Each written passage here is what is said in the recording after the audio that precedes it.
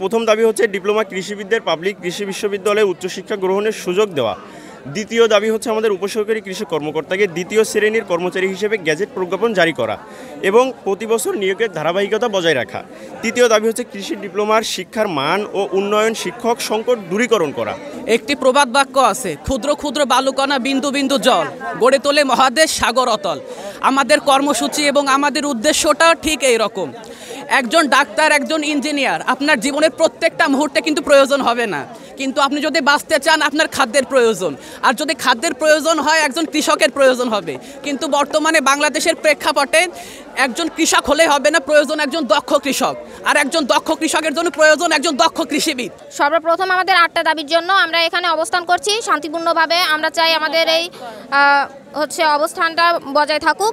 আর আমরা এই 8টা দাবি যদি পূরণ না হয় তাহলে আমরা পরীক্ষায় বসবো না, ক্লাস করব না। আমাদের যে দাবিগুলো আছে এই দাবিগুলো না মানা অবধি আমরা এই অবস্থান কর্মসূচি চালিয়ে যাব এবং যতদিন না পর্যন্ত আমাদের এই দাবিগুলো পূরণ হচ্ছে ততদিন পর্যন্ত আমরা আন্দোলন চালাবো।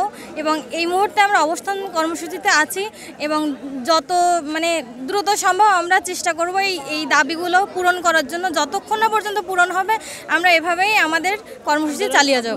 আর আমাদের যে আজকে 8টা দাবি নিয়ে আমরা মাঠে নামছি, প্রত্যেকটা দাবি যুক্তিসঙ্গত।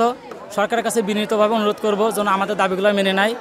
আর জাতির ভবিষ্যৎ হচ্ছে স্টুডেন্ট যারা সবাই, তা আশা করব যে সরকার দাবিগুলো মেনে নিয়ে আমাদের পাঠদানের জন্য আবার শ্রেণীকক্ষে পাঠানোর ব্যবস্থা করবে।